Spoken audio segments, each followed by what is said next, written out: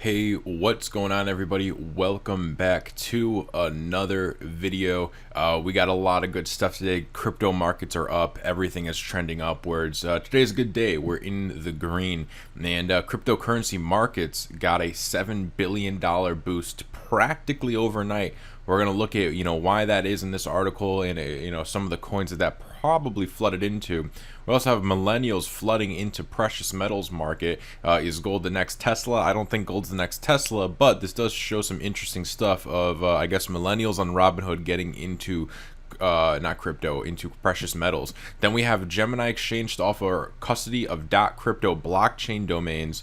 The U.S. banks, which I'm sure you guys have seen, but we're going to go into this. U.S. banks allowed to hold Bitcoin, Ethereum, and XRP for customers. Guys, this is ridiculous, ridiculously huge, ridiculously bullish. Now, I don't think we're going to, start jumping in price based off of this news alone. This is probably something that's going to be, over time. You're going to see that over time, this is going to fuel the massive bull run that comes. I don't think this is going to spark the bull run. I think this is going to help. It's definitely going to help fuel it. How could it not? Then we also have Cardano Foundation announces a partnership with the Swiss-like Corp. So if you guys are excited for this, make sure you drop the video a like, and let's just get right into it.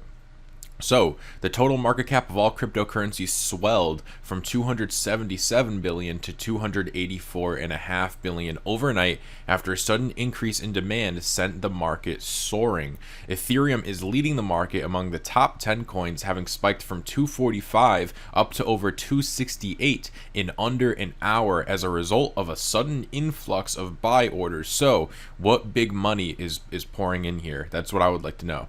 Since then, Ethereum has traded sideways, locking in a 24-hour gain of 8%. At its current value of 263, Ethereum is just $23 short of its highest value this year and needs a further 9% growth to reach a year-to-date high. Link and Maker are also performing well today, having gained 6.7 and 8.7% in the last day. Chainlink at 794 has now recouped some of the losses it experienced earlier this week, but it is still down close to 5% in the last week. Maker, on the other hand, has seen a sudden uptick in interest, and it went from a low of 441 to the current value of 534 as of today. Maker's up 22%. Stellar, man, I actually got some more Stellar last night. I think it was like around 9.5, so this was awesome. Stellar is among the best performers today, and in 2020 in general. The crypto just broke through the 10-cent price point to reach 10 cents with a 5.5% gain the last day, and also witnessed growth of 122% since the beginning of the year. Now, I know some of you guys do hold Digibyte, so congratulations to you guys. Digibyte also demonstrated a dramatic resurgence this year after an almost 2-year-long downtrend was interrupted in March. The crypto has now climbed from a 2020 low of way under a penny in mid-March up to 2 cents. I believe that would be almost 2.5 cents today. DGB has gained 12.8% in the last day, and get this, guys, this is why I said congrats, because it's gained 324% since January, and one of the biggest comebacks of 2020 so far. So coins are up. Some money is entering. Some considerable money is entering. We'll see if this continues. We'll see if this money keeps on entering, or maybe this was just, it could have been a one whale or one person or, one large entity that came in and took some positions. It's actually really weird because last night I was rearranging my positions. Like I said to you guys last night, I picked up some Stellar. I picked up some ZIL. I picked up some H-bar just as part of my daily dollar cost average strategy. And if for some reason I was thinking, you know what, I'll do it tomorrow morning, but it was like 2 o'clock in the morning last night, and something told me you got to do it now. So I was like, all right, I guess I got to do it now. I don't know if you guys ever get that feeling, but certainly that feeling came at very good timing because I woke up this morning. We all woke up this morning, and the markets are up. Now, millennials flooding into precious metals markets. So Robinhood users flood into gold and silver ETFs. For SLV, the number of Robinhood users holding the ETF has surged from around 15,000 to 20,000 in the last few days, making it the 16th most popular pick on Robinhood as of the past 24 hours. So pretty interesting, guys. As we know, those guys on Robinhood, they know how to pump stuff up.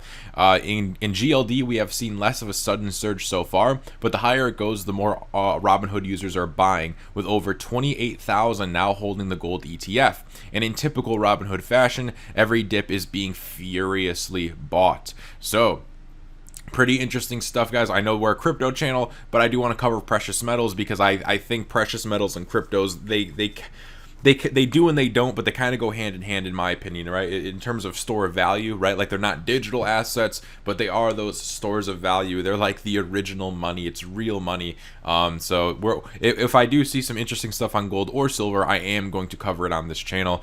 If some of you don't like that, I guess I'm sorry. Gemini exchange to offer custody of crypto blockchain domains. Unstoppable Domains announced today that Gemini, as you guys know, the top cryptocurrency exchange and custodian, will provide custody services for .crypto blockchain domains. Starting today, users can store .crypto addresses purchased through Unstoppable Domains with Gemini custody. Registrars of traditional DNS domains will be top customers of this service. I don't know if you guys have an Unstoppable Domain. Personally, I picked up mine. I picked up mine like I think like the second or third day it came out. I was a little lazy getting to it the first day, but I think like the second or third day I went ahead and I picked one up. Let me know if you guys have gotten yourself a domain for when Pay ID launches. Now, if you guys like daily cryptocurrency videos, we cover Bitcoin, altcoins, and everything going on in the crypto space. Try to keep you in the loop, up to date on what's going on in the space. Make sure you give the channel a subscribe. If you guys could also like the video to help us grow the community, that would be greatly appreciated. I always appreciate any support that you guys choose to give to the channel. Now, prices for today for Bitcoin, we're sitting just under 9,500, Ethereum at 264, XRP is finally at 20 cents. I would absolutely love to see XRP hold above 21 cents. That would absolutely make my day. Bcash at 236, Cardano at 12.5, Chainlink 794, Tezos 305, Stellar is at 9 cents, high 9 cents, and VeChain is at 1.7 cents. IOTA, we covered IOTA yesterday. IOTA is sitting at 27 cents. Our fear and greed index for today is at 55. We reached greed. We reached a little bit of greed. Amazing how, just a couple $100 increase in Bitcoin and we are now sitting in greed. But man, it feels so good to be out of the 40s. At least we're out of the 40s, right, guys? At least we're starting to get some type of action, because it's been so boring in this little bubble that we've been living in with Bitcoin, right? Especially with most crypto assets being tied to Bitcoin. Sure, we've gotten some DeFi projects absolutely flying off the rails. Now, we got a couple other projects that are doing extremely well, but for the most part, especially your large caps, are all pretty much tied to Bitcoin. Now, U.S. banks are allowed to hold Bitcoin, Ethereum, and XRP for customers. So a new legal clarification in the U.S. allows all licensed banks in the U.S.A. to offer custody services for cryptocurrencies. This step could involve a major wave of adoption, as custody has so far been reserved for specialist companies with a special license such as Coinbase or Gemini, but now any bank can do it. So in the United States of America, it was previously reserved for companies such as Coinbase or Gemini to store cryptos for their customers until a new government license. The Office of the Comptroller of the Currency, or the OCC, has now published a new letter that clarifies that all licensed banks in the U.S. are allowed to offer custodial services for cryptocurrencies. The letter, which was dated on July 22nd of 2020, so this was just yesterday, guys, was written by Jonathan Gould, Senior Deputy Comptroller and Senior Counsel, and states in detail that any bank in the country may store and manage the cryptographic keys for wallets for its customers. Now, obviously, not your keys, not your crypto. I wouldn't recommend you guys to go and put your crypto in the bank, just like I wouldn't recommend you guys to take all the cash in your house and put it in the bank, even though I know probably most of you don't even have any cash in your house, because who has cash in their house anymore, right? I do. I have some cash in my house. That's probably not a good thing to say online. Seems like nobody has cash anymore, and everything's, in their bank account, because everything's online, right? Debit cards, credit cards, everything like that. So the OCC recognizes that as the financial markets become increasingly technological, there will likely be increasing needs for banks and other service providers to leverage new technology and innovative ways to provide traditional services on behalf of customers. Guys, I just remembered the point I was trying to make before. So I was saying I wouldn't recommend for you guys to like, oh, let's go and put all our crypto in this bank. But this is good news because most people are not going to do the not your keys, not your crypto. They're not going to get that deep into it. They're going to be, think of Robinhood traders, the same Robinhood traders that are boosting up bankrupted companies. Think about that, guys. They're boosting up and buying bankrupt companies because of gains. Those are the type of people who are probably going to be, just leaving their crypto with their banks and stuff. So, even though for us, we know it's not, if it's not your keys, it's not your crypto, the masses aren't really going to care. They're probably not really going to even understand that. They're just going to buy and they're going to store it wherever, and they're just going to think it's safe.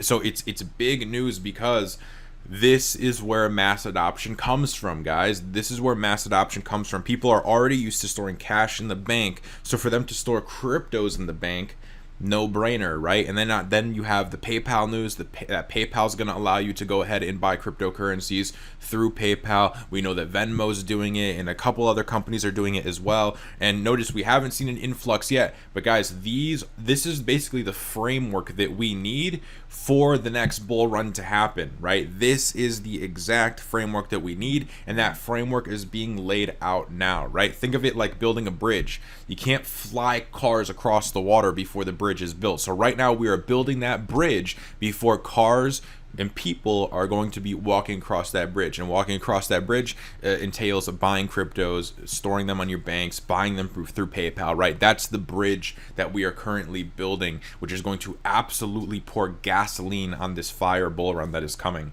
So banks should be allowed to offer both, don't know this word, fiduciary and non-trustee custody services. The letter also specifies that banks must implement appropriate security measures to ensure the safe custody of customers' assets. The letter reaffirms the OCC's position that national banks may provide permissible banking services to any lawful business they choose, including cryptocurrency businesses, so long as they effectively manage the risks and comply with the applicable laws. Brian Brooks took over as chairman of the board of directors at the beginning of this year, and Brooks was previously chief legal officer at the cryptocurrency exchange Coinbase. So guys, banks are going to help fuel the Bitcoin bull run. I know nobody wanted banks in the space, right? Nobody wanted banks to be here. Ripple and their token, always called, oh, that's a banker coin, the banker token. But now if you go on Twitter, you have people in the Litecoin community, the Ethereum community, the Bitcoin community, almost every single crypto community, and they're bullish for this, which is really funny to see because for a bunch of people who are so against, quote unquote banker token, now they love seeing banks in the space now because it's going to fuel the next bull run. So as you guys can see, the banks are not going anywhere. The banks are not going anywhere. They are going to be holding crypto assets for people. They are going to be profiting right alongside us. And we're still going to live under the legacy system, just in kind of like a digital form. So that dream of Bitcoin killing off the banks, I would say, is pretty much over now.